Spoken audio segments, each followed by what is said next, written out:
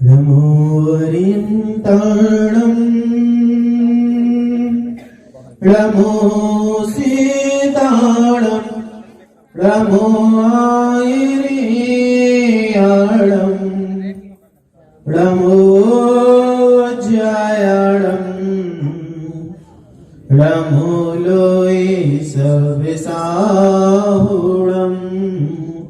बोले 1008 श्री मुनि सुब्रत नाथ भगवान की, परम पूज्य वात्सल रत्नाकर आचार्य श्री विमल सागर जी महाराज की, परम पूज्य राजसंत गणाचार्य श्री 108 विराग सागर जी महाराज की, परम पूज्य वाक्य श्री श्रवणाचार्य श्री विनिष्ठित सागर जी महाराज की।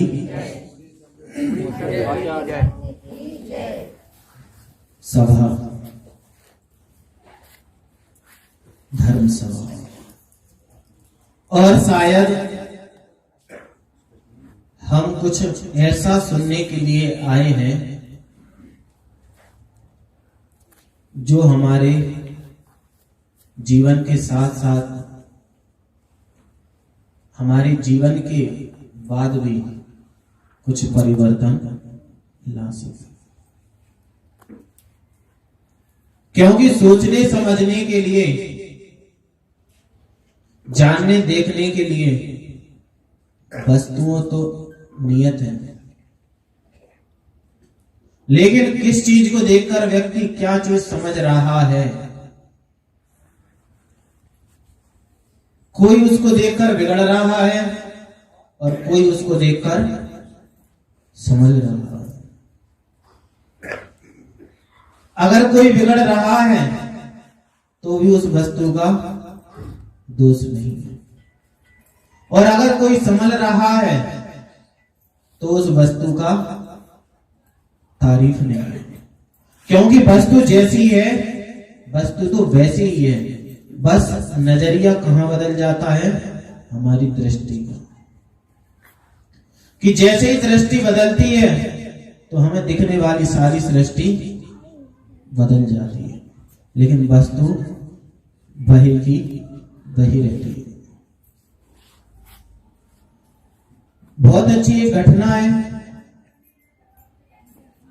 एक पिता और उसके दो बालक, एक पिता और उसके दो बालक। पिता भी कैसा,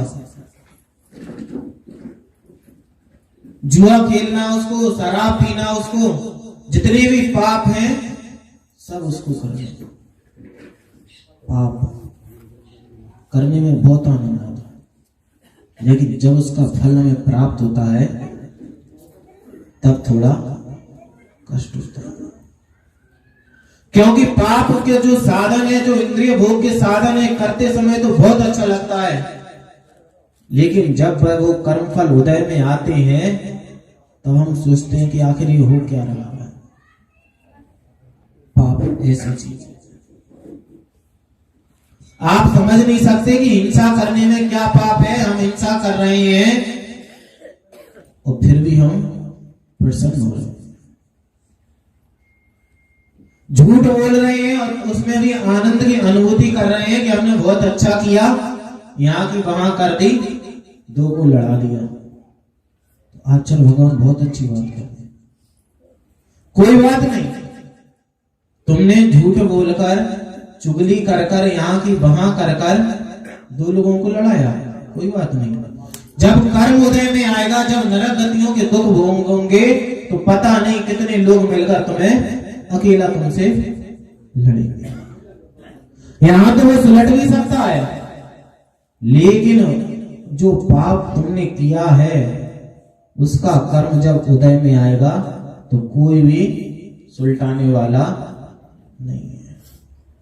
फिर व्यक्ति यह सोचता है, अरे मैं तो बहुत धर्म कर रहा हूं, मैं तो ये कर रहा हूं, पूजा कर रहा हूं, भक्ति कर रहा हूं, लेकिन फिर भी ऐसा कर्म का उदय क्यों आ रहा है। हम लोगों के पास लोग आ जाते कि महाराज जी उसको देखो, ना मंदिर जाता, ना पूजा करता, ना महाराजों के पास जाता, ना धर्म कीर्तन करता, और फिर भी कितना सुखी है। और एक मुझे देखो, रोज 5 बजे उठ जाते हैं और शाम को रात को 10 बजे तक सिर्फ धर्म ध्यान। फिर भी पता नहीं क्या है, इतना संकलेश है, इतना क्लेश है घर पे, समझ में नहीं आता। इससे अच्छा तो वो सुखी है जो मंदिर नहीं आ रहा, जो धर्म नहीं कर रहा, वो सुखी है। और एक मैं होंगी सारा कुछ करने के बाद भी दुखी होंगी। तो आचार्य महाराज कहते हैं वो भोले प्राणी कितना अज्ञान में जी रहा तू समझ रहा कि जो तू अभी कर रहा वो तुरंत उदय में आ रहा क्या? ऐसा नहीं। पता नहीं तूने 10 भाव पहले वो कार्य किया होगा कि इस भाव में 10 भाव बाद वह कर्म आपके उदय में आ रहा है। कि एक व्यक्ति तो धर्म कर रहा तो वह दुखों को पा रहा, और एक व्यक्ति अधर्म कर रहा और सुख को पा रहा। लोग आगे जाते मैं जी क्या करें, वही उनका रोना धोना। तो आचार्य भगवान कहते हैं कि रोने जितना बड़ा पाप तो मेरे हिसाब से कोई भी नहीं है। सबसे ज्यादा अगर दुखों का आश्रय होता है असासा वेदनीय का, जिससे कष्ट उदय में आते हैं, तो सिर्फ और सिर्फ रोने गाने से। अगर आप किसी के पास रो भी रहे हो अपने दुखड़ा, अपने दुखी, क्या वो दूर कर लेगा? नहीं कर सकता। अगर किसी का कर्म का उदय है और कोई लाख कोशिश भी कर ले तो वह उसका वह चेंज नहीं कर सकता। आज सुबह किसी ने मुझसे कहा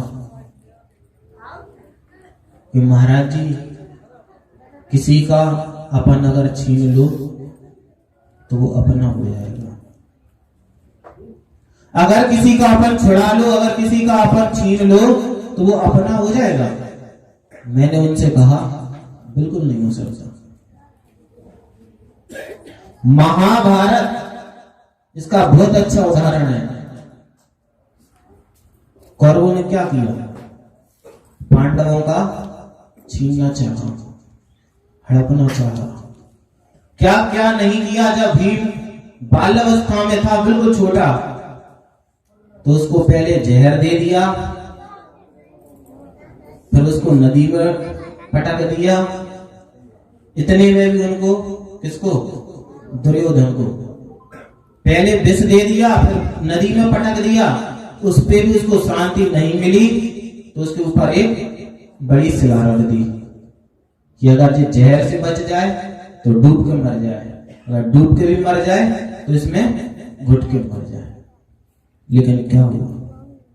भीम को शायद पहली बार अपनी शक्ति का आभास हुआ होगा कि मुझ में जैसा मेरा नाम है भीम, वैसी मुझ में शक्ति भी है। जब उसने इतनी बड़ी वज्रशिला उठा के फेंक दी। तो किसी के कहने से कुछ नहीं होता। जिसके भाग में जो है, जिसके जैसा होना है, जिसके भाग में जो होना है, जैसे उसके कर्म हैं, वो तो वैसे होंगे ही होंगे। आप सोचो भगवान राम आ जाए, भगवान महावीर स्वामी आ जाए और वो आपके कर्म पलट दे, असंभव। लेकिन हमारे जो पाप कर्म का उदय है, अगर हम चाहें तो हम खुद पलट सकते हैं। लेकिन होता क्या है कि जब हम करते हैं, जब हमें सामने दिखता है तो हमें बिल्कुल भी समझ में नहीं आता। कोई कितना भी कहे हिंसा करना पाप है, झूठ बोलना पाप है, चोरी करना पाप है, लेकिन हम जो हमारे कान है ना, बिल्कुल भी समझ में नहीं आता। क्यों? क्योंकि अभी हमारा पुण्य है। हम पुण्य का कितना भी दुरुपयोग कर ले, कुछ भी मन की मर्जी करते जाएं, लेकिन जब कर्म उदय में आता है तब हम पुण्य भी करते जाते और तुरंत उसको धोते भी जाते।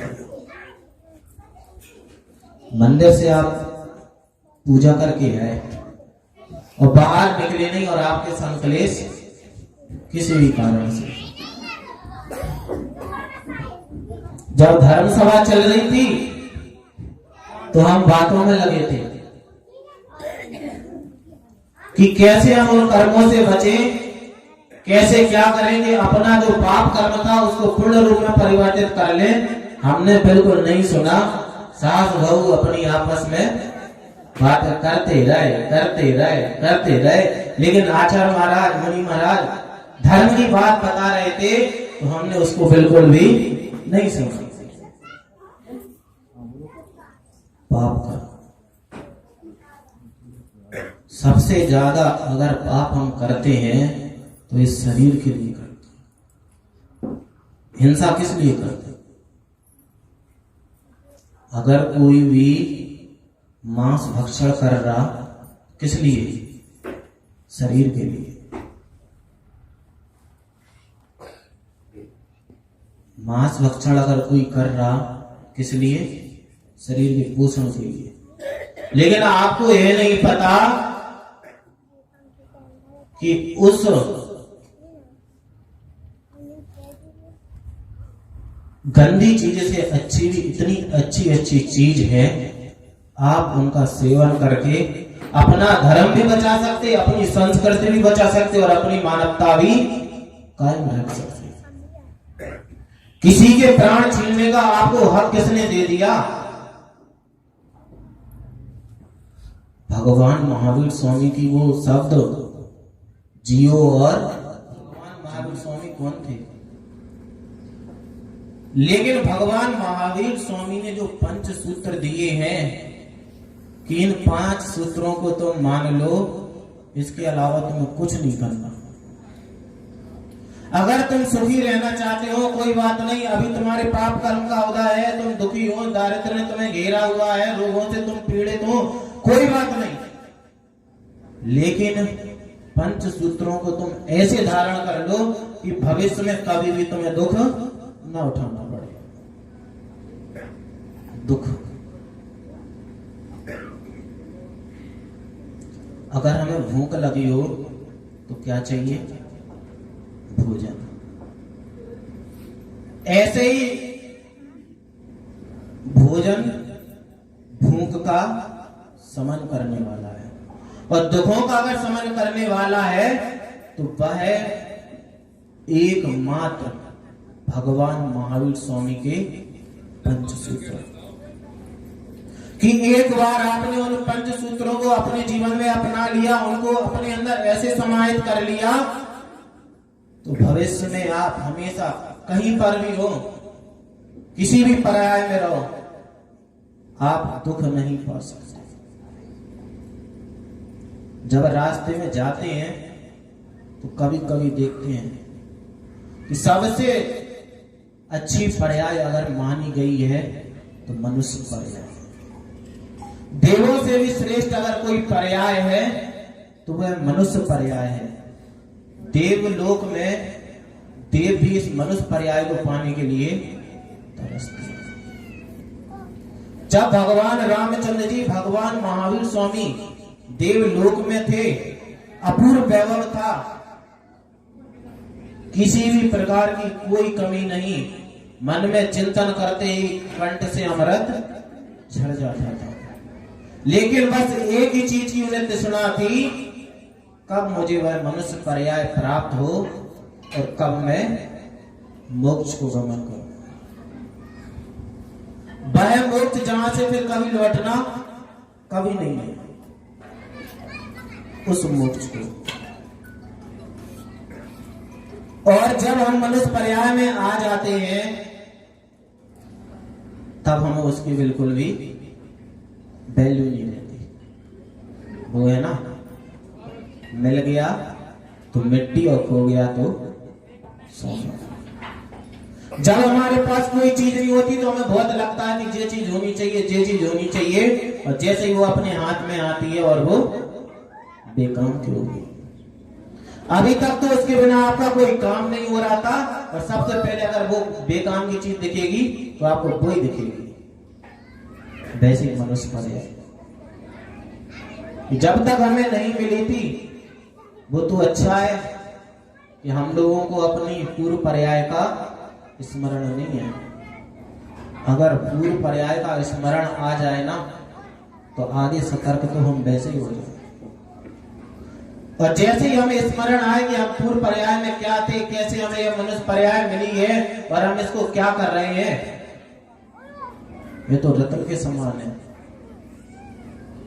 जो मनुष्य पर्याय है, आचार्य ज्ञानार्णव ग्रंथ में कहते हैं कि जो मनुष्य पर्याय है वह रत्न के समान है, लेकिन हम इतने मूढ़ अज्ञानी प्राणी हैं कि उसका प्रयोग उसको जला जलाकर राख के काम में यूज ले, जिससे हम अच्छे आभूषण बना के चमक सकते थे। जिस मनुष्य पर्याय को पाकर हम सिद्ध शिला पर उसका हार की तरह उसका यूज कर सकते थे, लेकिन हमने उसको क्या किया, राख के समान उसको जला के बर्बाद कर दिया। फिर होगा क्या, हम फिर वही मनुष्य पर्याय के लिए कर सकते। तो जब हम लोग रास्ते में जाते हैं, देखते हैं कि कोई व्यक्ति मनुष्य में पर्याय में होकर इतना परेशान है कि मान लो एक ड्राइवर तो गाड़ी चला रहा था, एक ड्राइवर तो गाड़ी चला रहा था और उसमें उसके मालिक बैठे हुए हैं। गाड़ी को कौन चला रहा, ड्राइवर चला रहा था। ड्राइवर के साथ कौन बैठा, मालिक और मालकिन बैठे। लेकिन मालकिन के हाथ में है क्या, मालकिन जो बैठी है, जो मालिक बैठा है, उसके हाथ में है क्या, एक बहुत सुंदर सा कुत्ता। क्या है, कुत्ता। उस कुत्ते का भी पुण्य देखो कि उसने कभी ऐसे कार्य किए होंगे कि मनुष्य पर्याय को प्राप्त ना होकर उसने त्रियंश पर्याय को बांध लिया। लेकिन हो सकता है कि उसके बाद वह सतर्क हो गया होगा, पुण्य में लग गया होगा, पाप से छूट गया होगा, तो उसका इतना पुण्य बढ़ा कि भाई VIP कुत्ता बन गया। कि व्यक्ति तो है गाड़ी चला रहा, वो कुत्ता उसकी मालकिन की गोदी में, मतलब कुत्ता का नौकर आदमी और आदमी का नौकर आदमी। हमें कभी भी किसी बात पर घमंड नहीं करना कि हमारे पास इतना है, इतना है, इतना है। बिल्कुल भी घमंड नहीं करना। इंद्र कुमार जी कि हमारे पास 3 लड़के हैं, एक से बढ़ के एक। बिल्कुल घमंड नहीं करना किसी भी चीज का। क्या पता कब क्या हो जाए और कोई लड़का हमारी बात ना माने, है ना। फिर प्रेमचंद जी के हम बढ़िया हैं, ना हमारे लड़का ना हमें कोनो की सबसे। किसी भी बात पर बिल्कुल भी नहीं अकड़ना कि हम मनुष्य हैं, हमारे पास पैसा है। क्या पता कर्म का उदय कब कैसे आ जाए। और कोई भी गरीब हो, कोई भी दारिद्र हो, रोग से परेशान हो, कभी भी मरने की कोशिश नहीं करना। क्या पता कब पुण्य का उदय में आना हो और कब चेंज हो जाए पाप। सबसे ज्यादा हम पाप किस लिए करते, शरीर के लिए, सिर्फ उसकी रोगन रंगत के लिए। कितनी अच्छी अच्छी क्रीमें आती हैं कि रात को देखो काले थे और सुबह घर के बाहर निकलो लगा के तो बिल्कुल गोरे। किस लिए, शरीर के लिए। बोले परम पूज्य आचार्य श्री विनिश्चय सागर जी महाराज।